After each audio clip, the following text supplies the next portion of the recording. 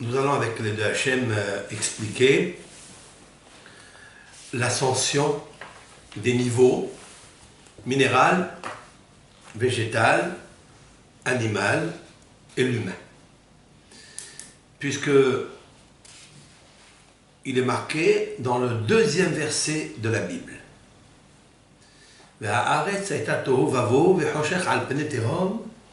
Et la terre était solitude et chaos, l'obscurité au profond des abîmes, et il y avait l'esprit de la sagesse divine qui planait sur la surface des eaux. Et Dieu dit que la lumière soit, et la lumière fut. Ici, dans ces quelques mots de la Bible, est contenu des milliers et des milliers de secrets codés de la création. Pas seulement la sagesse qui s'y trouve dans la création, mais un peu plus que ça, c'est-à-dire les différents niveaux d'intelligence qui passent par la vie. En fait, c'est quoi? C'est le minéral. Le minéral, il est tohu vavo. C'est quelque chose d'inerte, c'est quelque chose c'est une matière qui est fermée, une matière qui ne vit pas, une matière qui ne bouge pas. Après, vous avez le Hosher al Penetehom, en fait, fait référence à deux choses. C'est l'obscurité qui se trouve au profond des abîmes, c'est-à-dire dans le minéral. Mais Ruach Elohim, et l'Esprit de Dieu, se trouve dans l'être humain. Al-Pene Maïm, Maïm c'est le végétal. Maintenant, l'animal, où il se trouve l'animal? L'animal, en fait, c'est un niveau qui est entre l'être humain et le végétal. Bien que l'animal absorbe, mange, consomme, en même temps le végétal quand il mange de l'herbe, mais en même temps qu'il mange de l'herbe, des fois sur l'herbe, et là, souvent dans les cas, il y a du minéral, c'est-à-dire de la terre. Donc, excepté l'être humain, qu'il faille faire très attention à ne jamais consommer des graines de sable. C'est pourquoi il nous faut laver les légumes, les fruits. Il nous faut aussi faire la salaison quand on mange de la viande. Pas seulement pour enlever le sang, qui est le nefesh de l'animal, mais lui enlever en fait toutes les forces négatives qu'il a pu absorber lorsqu'il consomme le végétal et le minéral, des fois en même temps. Mais s'il arrive des fois à l'être humain de consommer dans un radis mal lavé, il consomme des fois une graine de terre. C'est vrai, ça arrive. Quel est le remède, quelle est l'allusion, quel est le symbole qui s'y trouve dans cette consommation? En fait, il n'y a rien par hasard. Et tout est dicté de Hachem, de la bouche de Hachem, comme il est marqué, Veruach Elohim merachefet al pene hamayim. Je voulais, avec l'aide de Hachem, faire ce cours avec beaucoup de concentration et beaucoup d'intelligence. Parce que les mots de la Torah ont une connotation, une résonance qui dépasse notre entendement. Le mot merachefet al pene hamayim. Je vais vous marquer merachefet, qui se traduit comme planer. Mais quel est le sens? Qu'est-ce que ça nous, les lecteurs, ceux qui veulent comprendre le texte intelligent de l'âme et la vie des mondes, puisque chaque lettre ici, chaque mot est utilisé pour faire allusion à quelque chose de très profond. Qu'est-ce que nous pouvons tirer de ce mot-là? Via le Zohar Kadosh et Arizal, notre maître, l'ange Arizal, qui n'a pas économisé de connaître par le biais de Eliyahu Hanavi, de lui enseigner presque tous les secrets du monde. Et dans un mot qui est refermé une lettre, 2, 3, 4, 5, il y a 5 lettres. En fait, ici, il y a les 5 niveaux et les 5 étapes qui passent du minéral au végétal, du végétal à l'animal, de l'animal à l'être humain, si il sait consommer avec les cavanotes qu'il faut. Comme le Talmud dit qu'un ignorant, écoutez bien ce que le Talmud nous dit, un ignorant, il lui est interdit de manger de la viande. C'est incroyable. Il faut qu'il devienne végétal. Pourquoi? Explique le Harizal. Et aussi, un des grands maîtres qui a vécu il y a 250 ans, j'ai nommé Rabbi Avraham Azoulay, l'arrière-arrière-grand-père du Rav Hida, dans son livre lumineux, intitulé Hesed l'Avraham. Il explique qu'un homme, il faille trier la partie animale de la partie humaine qui se trouve dans l'animal. Lorsqu'un animal naît, il naît avec un nefesh, avec l'âme végétative, instinctive, celle qui lui permet de s'accoupler, de manger, de ne pas réfléchir. Mais il est aussi intelligent parce qu'il a ce qu'on appelle un rouah. Il a un esprit, c'est-à-dire il peut se sauver du feu quand il y a du feu. Il a peur du danger. Et cette intelligence qu'il a, il l'a appris nulle part. Il n'y a pas une école des animaux qui va lui enseigner comment fuir du feu. C'est instinctif, mais c'est aussi intelligent. Mais vous avez par exemple des chats ou des chiens, même quand ils voient le danger, c'est la raison pour laquelle nous trouvons beaucoup d'animaux au cours de route qui ont été écrasés par une voiture ou par autre chose. Pourquoi? Parce que ce sont des animaux qui n'ont pas eu ce rouah, cet instinct intelligent. Le mot merahefet, ici, cela veut dire que ici, vous trouvez le même et vous trouvez ici le tav. Met perah. Met rapah. Perah, c'est la fleur. La fleur, c'est le végétal. Le végétal, qui est le perah, qui fleurit le mois de Nissan, dans la période du printemps, il y a eu 288 forces intelligentes qui sont mortes à cause du tohu vavohu. Cela veut dire que quand il y a eu une restriction de l'intelligence de Hakadosh Baruch Hu, de la puissance de Hakadosh Baruch Hu, ce qu'on appelle en hébreu le tzimtzum, à savoir la restriction de Dieu qui s'est séparé pour laisser place à tous ces mondes que nous connaissons, il y a eu un filtrage du niveau monde qui s'appelle Hatzilut, à savoir le monde des émanations. C'est le niveau où il n'y a aucun déchet, aucune clipa, ce qu'on appelle aucune clipa, c'est-à-dire une écorce négative.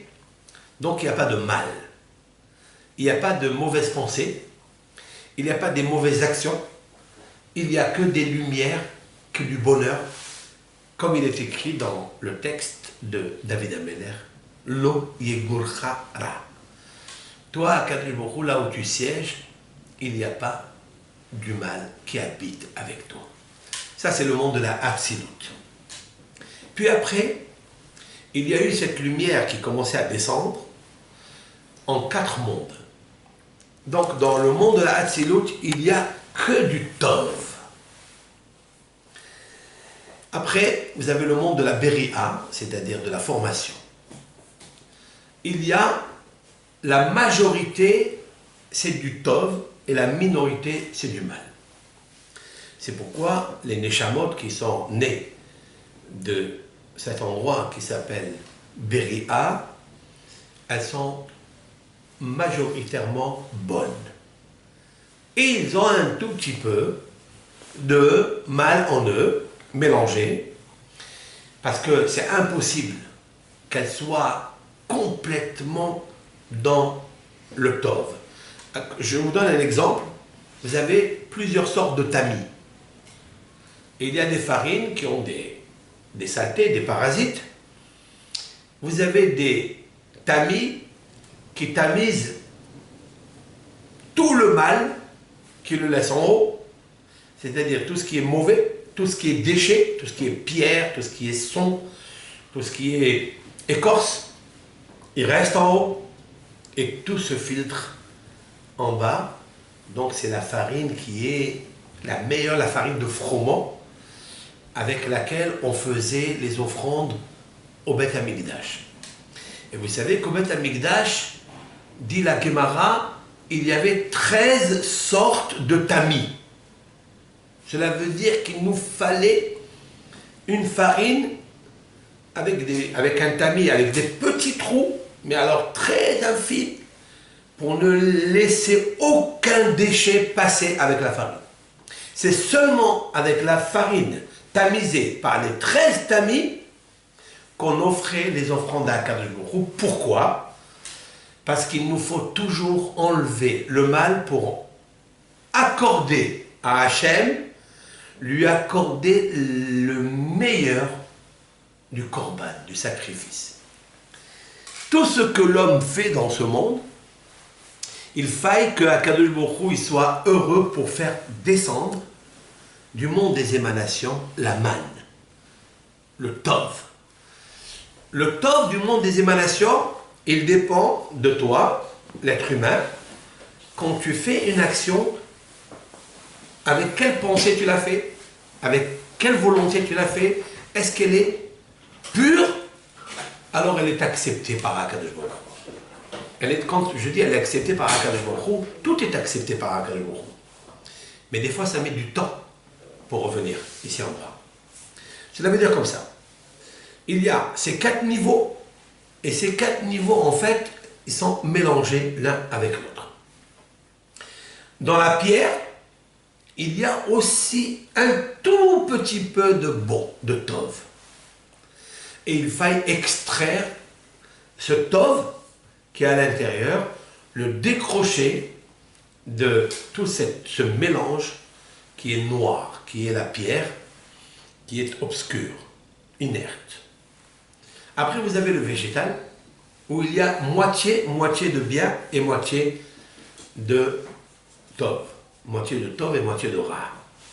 C'est comme le monde qu'on appelle le monde de Yetzira.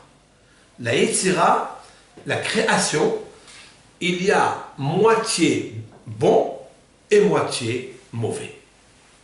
Après, vous avez le monde ici-bas, le monde de l'action, où il y a majorité de ra, mauvais, et minorité de tov. On s'imagine maintenant qu'on se trouve dans un monde où on a bien faire, on veut bien faire, on étudie la Torah, on fait ce qu'il y a à faire des fois, tous les mitzvot de la Torah, et quand même on reste toujours inquiet de savoir comment ça avance pas, pourquoi la parnassa elle ne fuse pas, pourquoi la parnassa elle ne descend pas, pourquoi il n'y a pas de hatzlaha, pourquoi il n'y a pas de bonheur, pourquoi il n'y a pas de réussite, pourquoi tzaddik verra l'eau, pourquoi le tzaddik lui-même il a le mal, pourquoi? Parce que dans ce monde ici, il faut savoir qu'il a reçu une majorité, en général, de mal que de bien. Donc, nous allons maintenant remonter du bas vers le haut. Ici, dans ce monde, on va le considérer comme le côté minéral. Ce monde, c'est un monde minéral. C'est-à-dire, c'est le monde de la pierre. Regardez comment l'homme, qui est l'être humain, est fabriqué avec du minéral et du végétal, puisque l'homme, il est extrait de pierre, c'est-à-dire de la terre, qui est minérale, et puis mélangé avec du végétal. C'est la raison pour laquelle le corps pousse, parce que le végétal, il est plus nombreux que le minéral.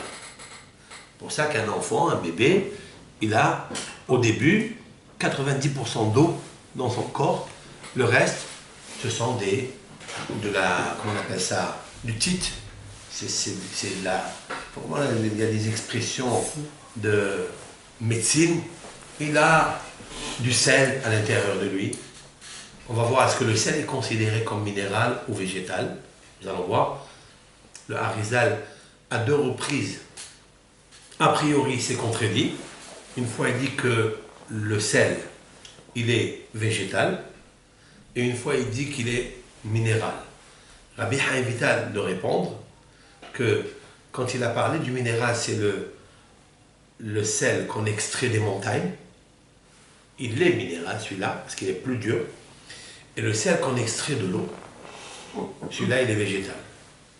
Et dans l'être humain, il y a du sel. C'est pour ça qu'il a un sel avec un esprit, mais pas l'esprit de sel. C'est pour ça qu'on a ouvert le cerveau d'Einstein. Et ils ont trouvé qu'il était plus salé qu'autre chose. Ils ont trouvé qu'il y avait beaucoup de sel. Son esprit était plein de sel, c'est la raison pour laquelle il a fait des choses universelles. Mais Einstein a construit la bombe atomique et elle a détruit l'unité de l'universel, malheureusement. Maintenant, il faut savoir, comme la Gemara dit, qu'il y a un rave qui a demandé une question. Il lui a dit, lorsque tu me pèseras un cours, c'est-à-dire 4 kilos, plus que ça, c'est ça, tu me pèseras 4 kilos 800 de sel, alors je te dirai la réponse. Explique le Hatam Sofer. Qu'est-ce que ça veut dire? Quelle est la notion de parler de sel maintenant? Ça veut dire quand on dit il est aiguisé d'esprit, parce qu'il y a beaucoup de sel dans le cerveau. Enfin, peut-être c'est pas le sel qu'on connaît. Le sel ici, ça veut dire il y a une matière qui est sécrétée dans le cerveau, et plus cette matière, elle est nombreuse, elle est multiple, et plus l'intelligence, elle est large et profonde. Maintenant, dans ce monde ici, il y a plus du minéral, d'accord, dans l'espace, mais l'eau fait 3 fois le minéral. On le sait très bien puisque les océans ils sont 3 fois nombreuses que le minéral. Comme l'être humain, quand il naît avec le minéral certes, mais en même temps, il est 75% à 90%, il est plein d'eau. On le sait très bien ça. Et au fur et à mesure qu'il prend de l'âge, le minéral prend la place et le végétal perd sa force. C'est la raison pour laquelle les corps humains sèchent, la peau sèche, le corps sèche, il reste, qu'est-ce qui reste? Des tendons, il reste après les os, après qui tardent dans le kéver, malheureusement, dans la tombe, etc. C'est-à-dire qu'à la source, c'était la terre, et à la source, le corps devient terre, puisqu'après il se décompose, il est un monticule de terre. Où est passée maintenant la Neshama? Cette Neshama, bien sûr qu'elle n'est pas venue pour ici, c'est l'être humain. L'être humain, Akadosh Baruch Hu a mis un rouah en lui, un esprit, et cet esprit, ça dépend d'où il l'a pris. Est-ce que cet esprit intelligent, il l'a reçu du monde de la formation, à savoir le monde le deuxième monde? Est-ce qu'il l'a pris de là? Ça, c'est Moshe Rabbeinu. Moshe Rabbeinu avait aussi des défauts, aussi il pouvait être coléreux, aussi il pouvait avoir des désirs, mais la majorité de son esprit était Ruach Elohim. Il avait un esprit de Dieu, puisqu'il est devenu Isha Elohim. Cela veut dire quoi? Cela veut dire que le fait que sa Neshama a été extraite d'un monde qui s'appelle le monde de la formation Beria, où se trouve la majorité du bon et la minorité du mal, alors Moshe Rabbeinu ici-bas, il s'est détaché complètement de ce qui est matériel, parce que ni le végétal l'a intéressé, ni le minéral l'a intéressé, même l'animal a plus forte raison, mais un peu plus, c'est que Moshe Rabbeinu a dépassé l'être humain en tant qu'être humain. Il est maintenant celui qu'on appelle Ish, un être humain qui est né de papa et de maman, mais avec un esprit évolutif, émotionnel, à atteindre, c'est-à-dire l'esprit astral de Dieu, Elohim, comme un malach. Et c'est la raison pour laquelle nous ne connaîtrons jamais où enterrer Moshe Rabbeinu. Maintenant, toutes ces notions-là, elles existaient lorsque Dieu s'est restreint et a filtré, dispatché à dose infinitésimale la lumière de Akadosh Baruch Hu dans le monde d'émanation, dans le monde de formation où il y avait plus la lumière, elle descend, elle descend, elle descend, et plus la matérialité prend place. Donc, dans le monde d'émanation, il n'y a pas de matérialité. Il n'y a aucune matérialité. Ça veut dire, même les forces négatives n'existent pas dans le monde de Hatzilut. Ça n'existe pas.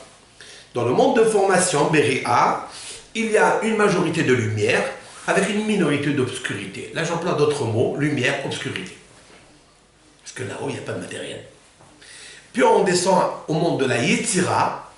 Alors là, il y a moitié obscurité et moitié lumière. Une Neshama qui est extraite de cet endroit, vous le verrez dans leur vie, un jour ils servent Dieu et un jour ils servent leur mauvais penchant.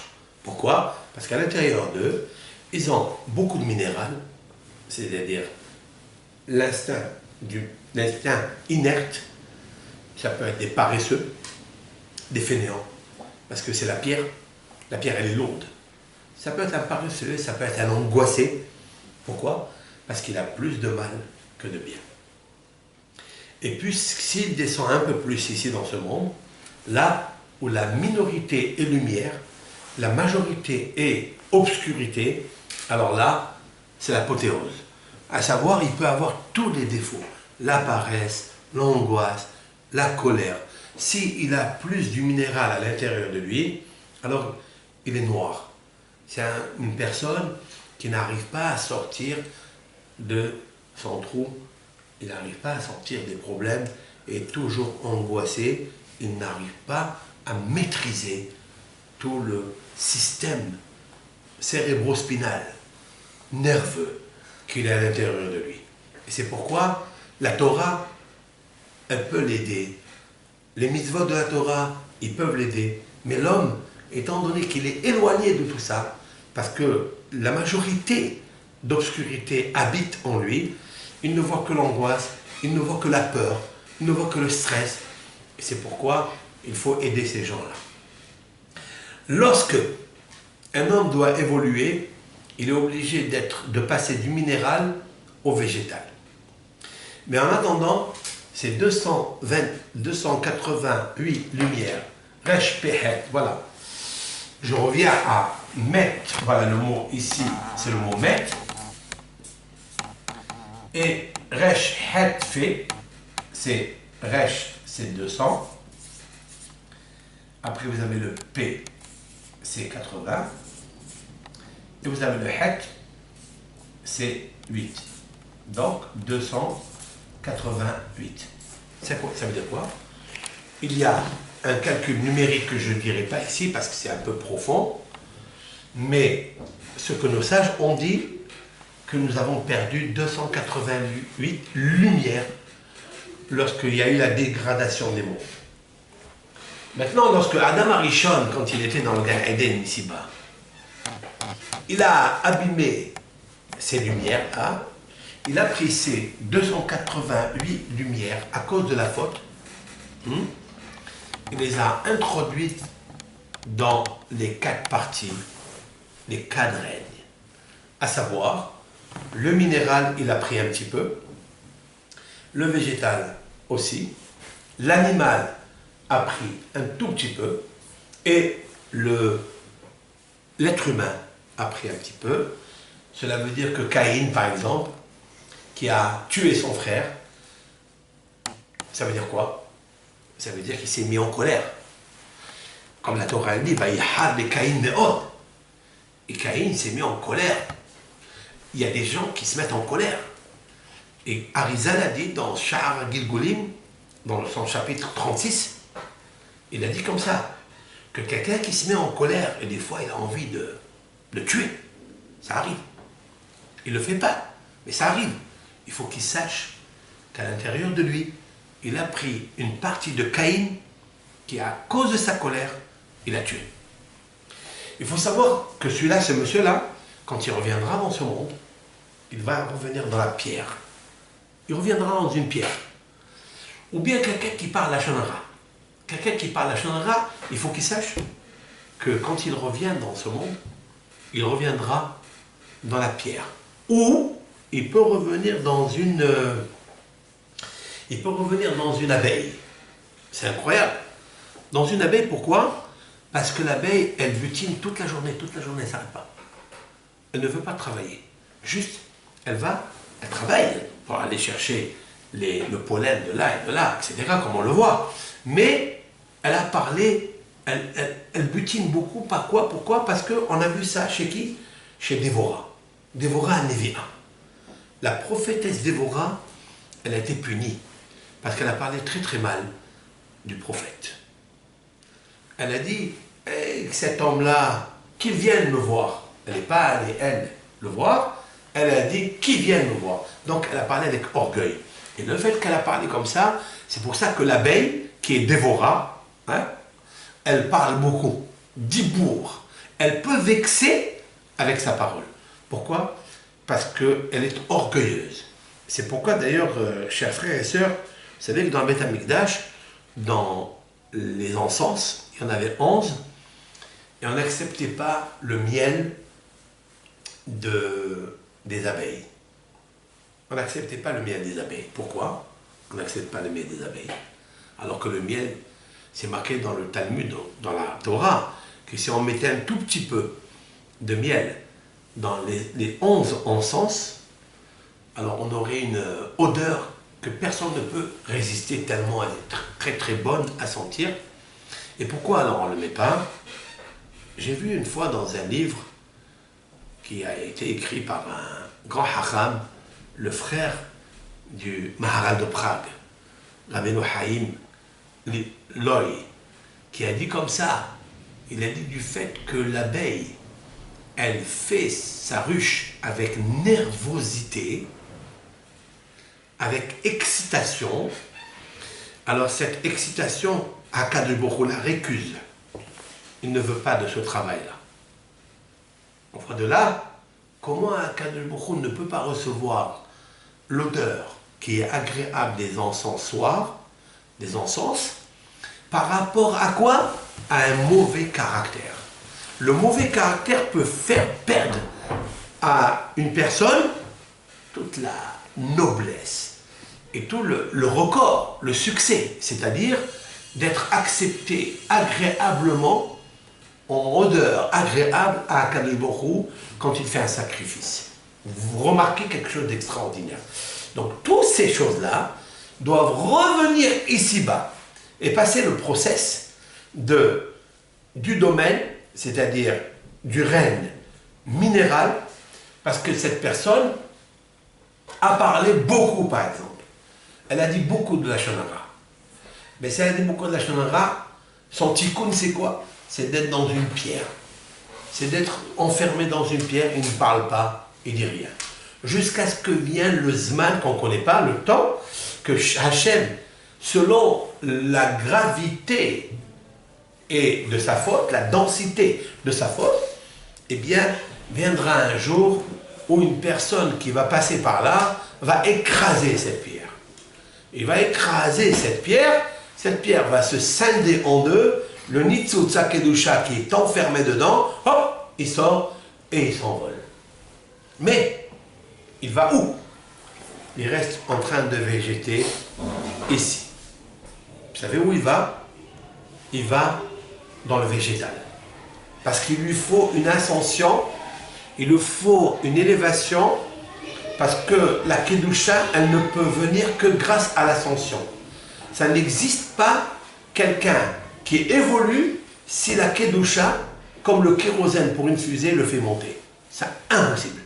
Il lui faut toujours d'une Kedusha à l'autre. Je vais vous donner un exemple de la Torah, qui des fois, il n'est pas compréhensible. La Torah nous parle par exemple des champs. Quelqu'un qui a un champ et il l'a vendu, ou il l'a donné au Beth Amikdash. Un monsieur, il avait un champ. Il l'a offert pour le Beth Amikdash, pour la trésorerie du Beth Amikdash, comme la Torah elle dit. Alors, il y a deux possibilités. Soit qu'il soit racheté par lui, s'il veut le racheter, il faut qu'il paye la somme, le capital du champ, soit une autre personne qui veut le racheter pour lui. Et il y a une différence entre la personne qui est le propriétaire du champ, qui a offert au Beth Amikdash, quand il veut racheter, la Torah elle dit Vahamishito Yosef Alav. Il doit ajouter le 1/5, 20% sur le capital du champ. Pourquoi? Par contre, si c'est une autre personne, même que ça c'est Kodesh, même que c'est une consécration, si il le fait, il paiera uniquement le rachat du capital. Mais il ne paiera pas 1/5. Mais pourquoi le propriétaire devra payer 1/5 en plus pour cela? Vient le Maharal de Prague et nous dit quelque chose de fantastique. Pourquoi? Parce que ce champ, il lui appartenait. Donc il était déjà dans sa possession. Lorsque maintenant il veut monter un peu plus, il l'a offert au Beth Amikdash, alors il lui faut un pidyon un peu plus grand. Ça n'existe pas une personne qui monte en Kedusha. Pour monter en Kedusha, il lui faut un effort un peu supplémentaire. Et c'est pour ça qu'il devra payer 20% de ça.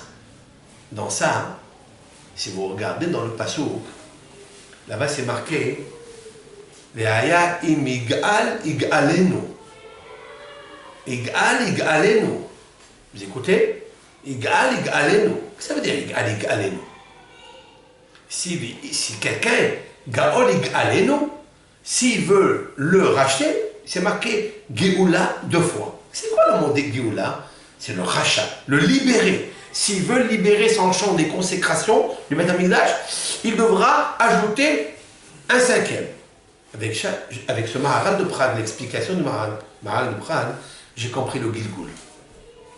Si vous regardez d'ailleurs, Gaol et Galenu, chaque 2 mots, vous trouverez Gimel Lamed, Galgal. Galgal, c'est quoi? C'est la roue de l'âme. Qu'est-ce que ça veut dire? La roue de l'âme, c'est pareil que cette halakha typique de la Torah. Que quand vous voulez acheter quelque chose des consécrations, pour vous élever, il faut payer 5 fois, c'est-à-dire 1/5. Ce sont les 5 niveaux de gestation, d'ascension qui se passent entre le minéral, le végétal, l'animal et l'être humain. Maintenant, nous allons regarder ici, dans ce tableau. Et je vous demande de me suivre. Le Harizal nous dit dans Sha'ar HaGilgulim, regardez ici, ça c'est le domaine. Le domaine, c'est-à-dire le minéral. Ça vient du mot domaine, ça veut dire il se tait, il est muet. Domaine, il est muet.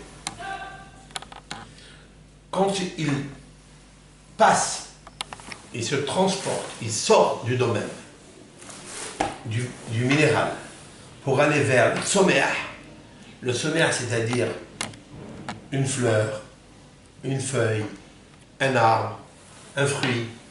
Ça s'appelle sommeah. J'ai inclus ici même l'eau. L'eau, c'est aussi sommeah. C'est l'eau qui fait pousser.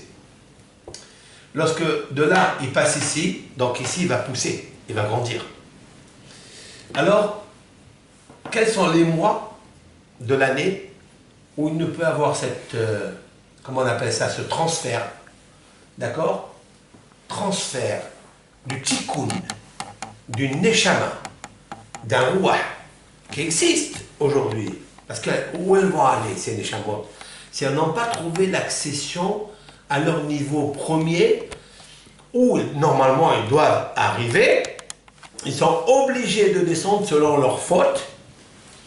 Je fais ce cours par rapport à donner l'importance de qu'est-ce que c'est que Akadosh Baruch Hu, que l'Éternel ne commet pas d'injustice, d'iniquité, de favoritisme, même avec le plus grand des tzadikim. Je vous ai dit hier que un tzadik comme David Ameler il n'est pas descendu en réincarnation, Dieu préserve, il n'est pas descendu, même pas dans le hibour, dans ce que j'ai appelé la grossesse, comme une femme enceinte. Ça veut dire, il n'est pas rentré dans le corps d'un tzaddik pour le corriger ou pour l'améliorer, mais il est resté à Gan Eden, dans le Olam Haba, ici en bas, ici, il y a le Olam Haba, ici, le Gan Eden. Il y a 3 ouvertures. Une, elle se trouve à Jérusalem, une, elle se trouve à Hebron, et une se trouve dans le désert, là où il y avait Korah et Anato. Et ça, je l'ai expliqué une fois dans un shiur, c'est pas l'objet du shiur. Moshe Rabbeinu est resté dans le Gan Eden terrestre où il y avait Adam Arishon, en train de jouir pendant 7 années, jusqu'à ce que, David Ameler, pardon, et après 7 années, on a pu le faire rentrer dans son niveau Yerushalayim Shel Ma'ala, c'est-à-dire Jérusalem d'en haut. David Ameler, pourtant, il a fait les psaumes. David Ameler, pourtant, il a fait une teshuva colossale. David Ameler, il a fait ce qu'il a fait, mais devant Akadosh Baruch Hu, il n'y a pas de favoritisme. Alors, qu'est-ce que nous, on va dire? Mais il y a une grande consolation pour nous. Nous qui vivons dans ce monde, avec plein d'ouverture, avec plein de modernisme. Vous savez ce qui se passe? C'est qu'une mitzvah à nous, une seule à nous, a expliqué le Harizal dans son Sha'ar Kavanot. Il a expliqué qu'une mitzvah à nous, dit le Harizal, il y a 500 ans, elle équivaut à une mitzvah qu'ont fait les docteurs de la Mishnah. Parce que les docteurs de la Mishnah, à leur époque, il n'y avait pas tout ce modernisme, il n'y avait pas tout ce Esserara, et il n'y avait pas toute cette galoute qui nous a perturbés, où il n'y a plus de lumière. C'est le Tohu Vavohu, c'est le Hosher HaPeleteom, c'est les exils de l'un et de l'autre. Aujourd'hui, nous sommes des grands tzadikim aujourd'hui.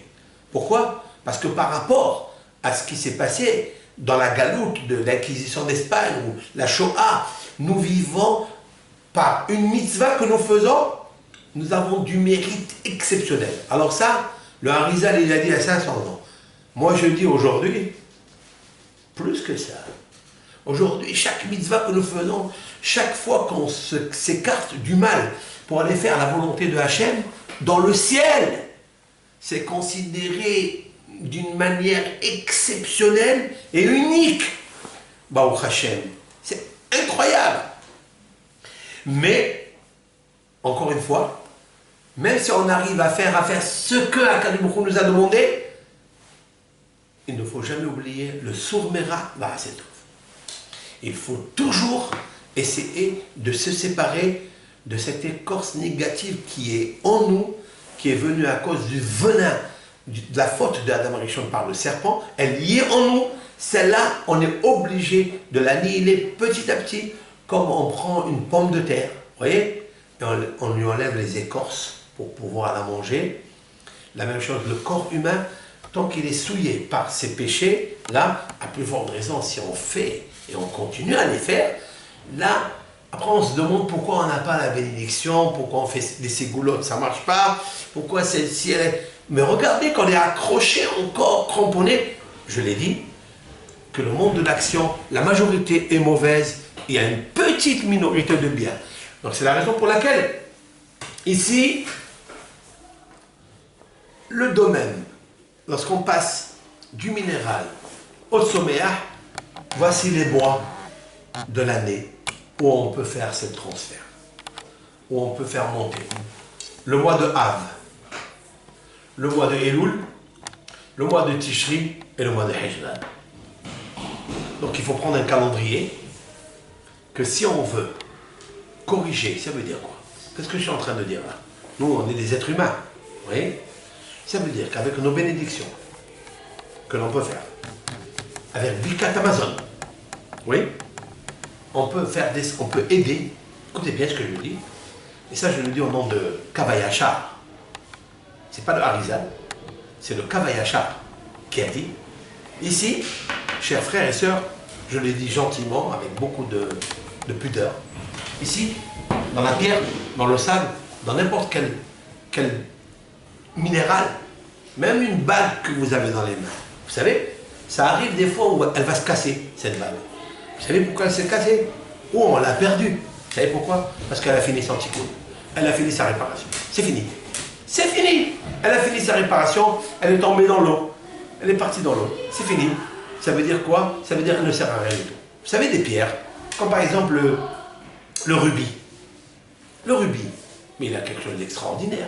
C'est que le rubis, toute femme qui a des écoulements de sang abondants, si elle prend le rubis, eh bien ça la calme. Vous le savez ça? Vous savez que le rubis à dose infinitésimale, si on l'écrase, une femme qui n'arrive pas à tomber enceinte, elle peut tomber enceinte. Grâce au rubis. Pourquoi? Oui, si elle le mange dans la soupe. Oui, c'est pas moi qui le dis. C'est Rabbi Nobehaye qui a dit ça. C'est Rabbi Yosef Karo qui a dit ça. C'est plusieurs rabbins m'ont dit ça. Quoi? Mais pourquoi? Parce que le rubis, en hébreu, c'est Odem. Ça peut enlever même les œdèmes. Odem, Aleph, Dalet, même Adam. Ça a les mêmes lettres que Adam. Et qui était enchâssé dans la pierre du rubis? C'est Réhouven. Et Réhouven, c'est Réhouben.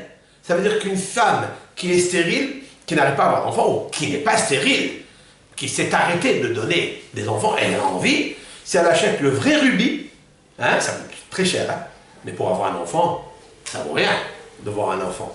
Et bien si elle prend le rubis, elle le pose sur elle, mais ça c'est bien, mais ça ne marche pas. Pourquoi ça ne marche pas? Il a dit Rabbi Yosef Karo, le codificateur du Shulchan Aruch, il a dit parce que ça ne peut pas marcher si elle est impure. Ça ne peut pas marcher si elle est impure. Vous avez des pierres, vous les prenez par exemple l'onyx, celle qui était enchâssée, le shoham, qui était enchâssée sur le nom de Yosef Hatzadik, shoham. C'est incroyable. Vous avez des personnes qui la portent, elle devient blanche, elle perd sa couleur. Et il y a d'autres qui la portent, elle devient foncée, noire. Pourquoi? Il y a des personnes négatives qui rejettent la créature animée qui est à l'intérieur d'elle. Incroyable. Ça veut dire que la pierre, c'est un GPS, elle a compris que celui-là, il est bon, celui-là, il n'est pas bon, ce corps peut supporter, ce corps ne peut pas supporter. Pas du tout. C'est l'esprit divin, le rouach à l'intérieur. C'est lui qui agit avec l'un ou avec l'autre. C'est incroyable.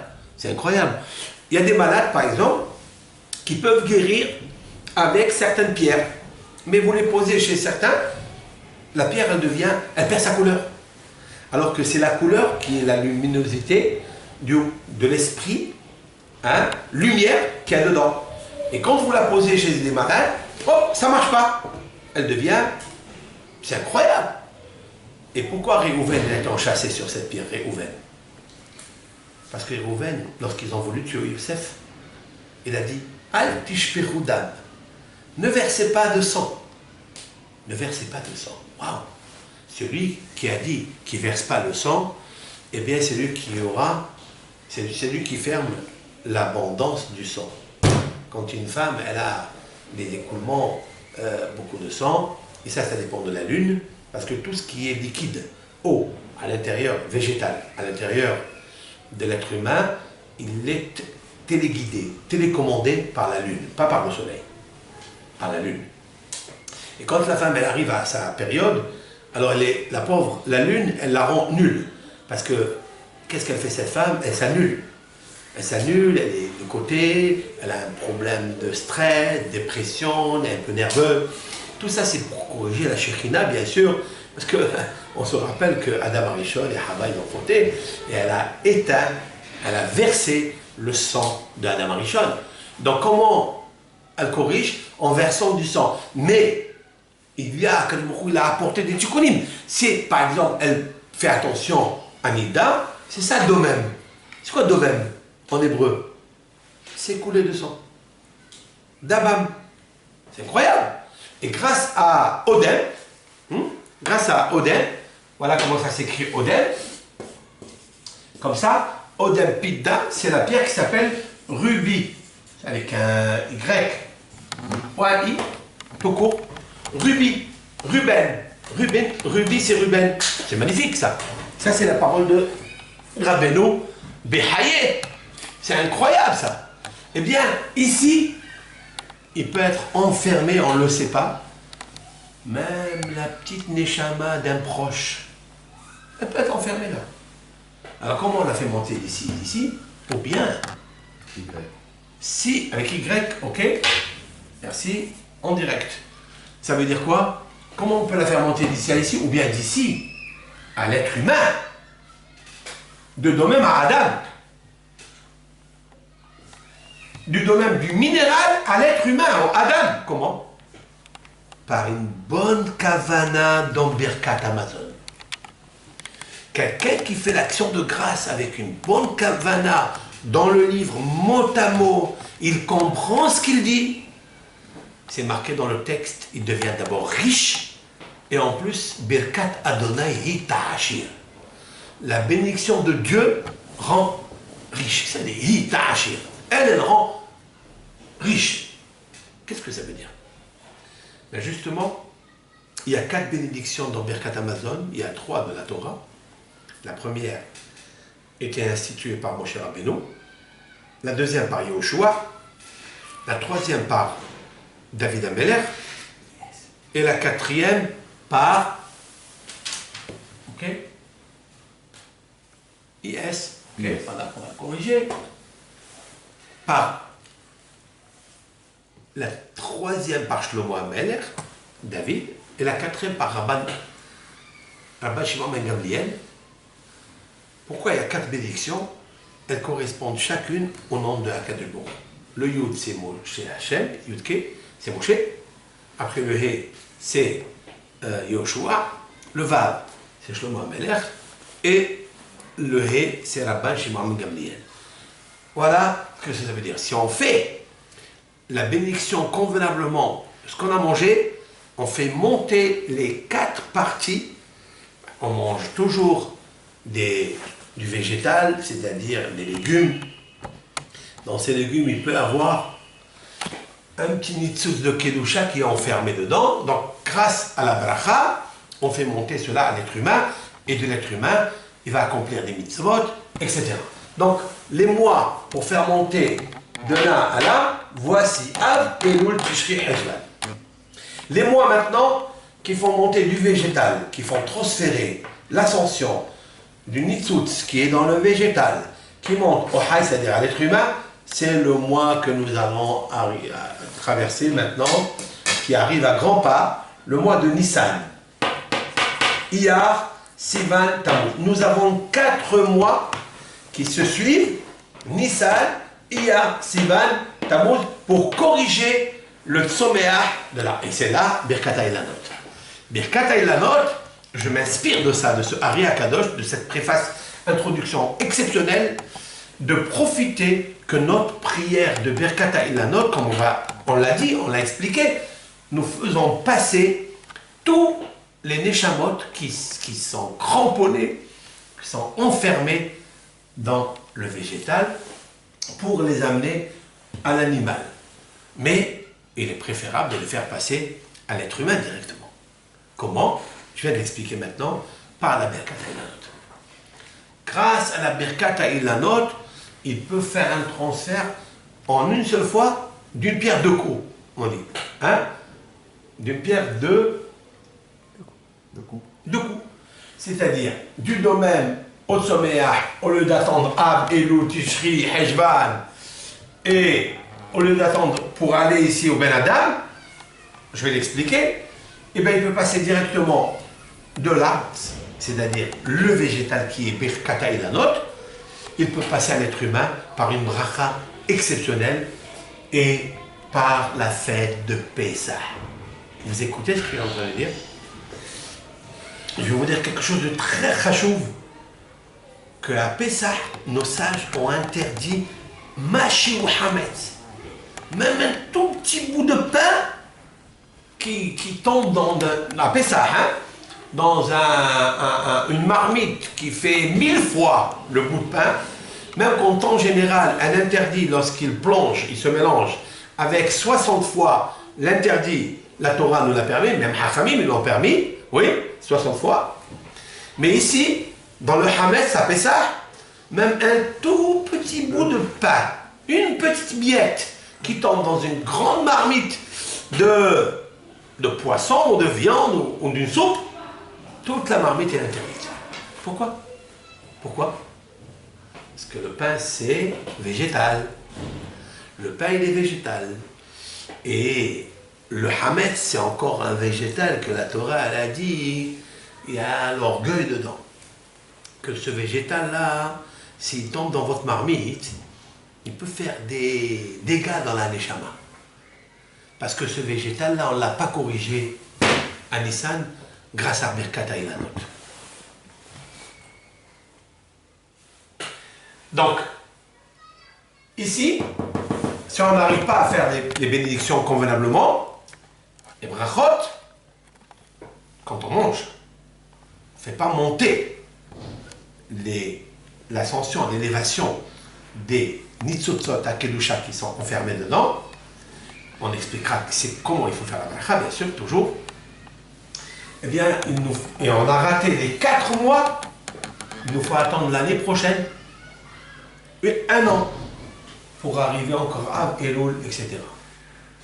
La même chose ici, Nissan, Iyar, Sivan, Tammuz, nous concentrons tout Rosh Chodesh Nissan. Parce que c'est une bracha qu'il ne faut pas rater, qu'elle est tellement importante.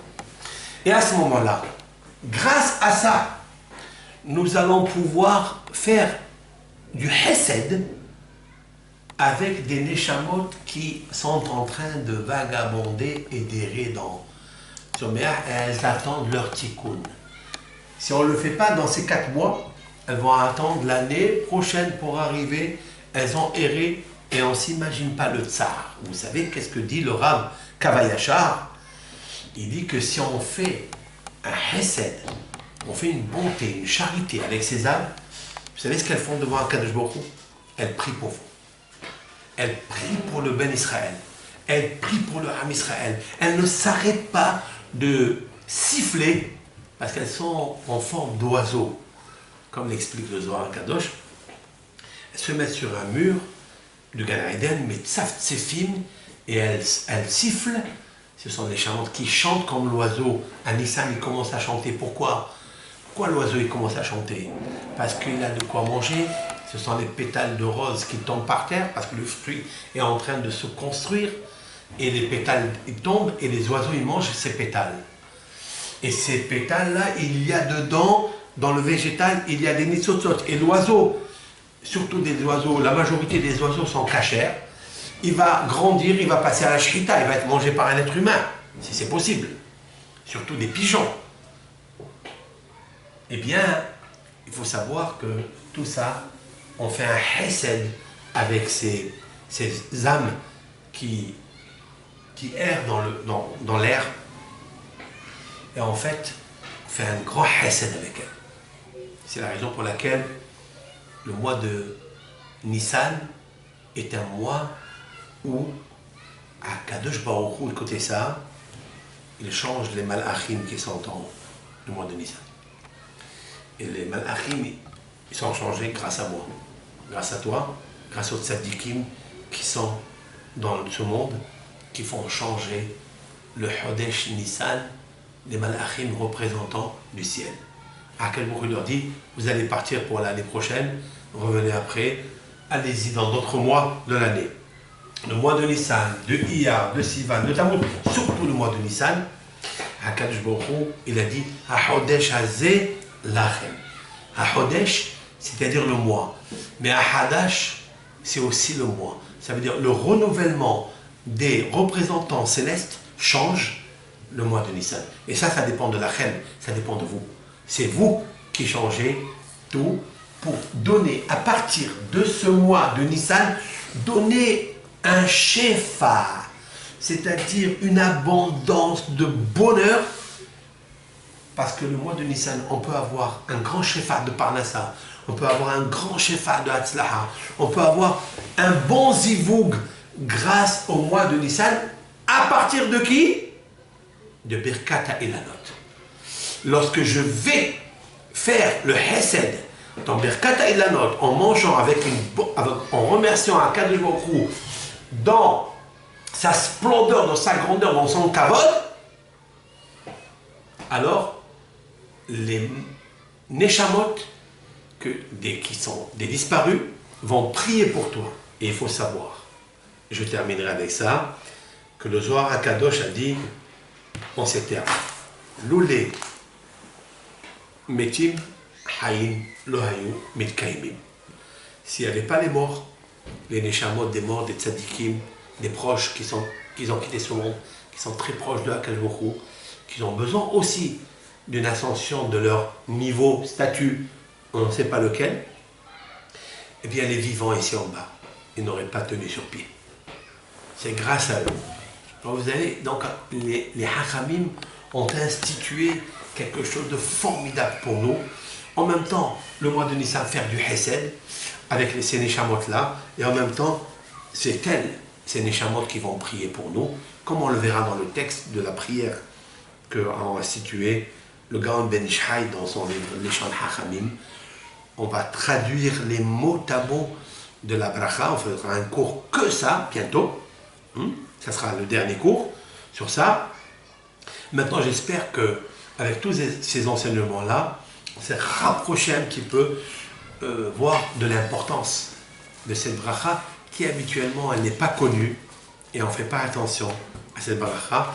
J'espère qu'avec l'aide de Hachem, nous avons soufflé un nouvel air sur cette bracha, avec les brachot, avec les halachot, et avec ce qu'on vient d'expliquer maintenant, pour récupérer pas les rapah, mais le perah. Rapah, c'est l'anagramme du mot perah, c'est-à-dire la fleur. Eh bien, pour qu'on devienne nous-mêmes des fleurs, avec des bonnes odeurs, avec l'aide de Hachem, et que Hachem Yitbarach, il nous donne une réussite florissante et fleurissante. Kotov lachem, bracha v'atzlach.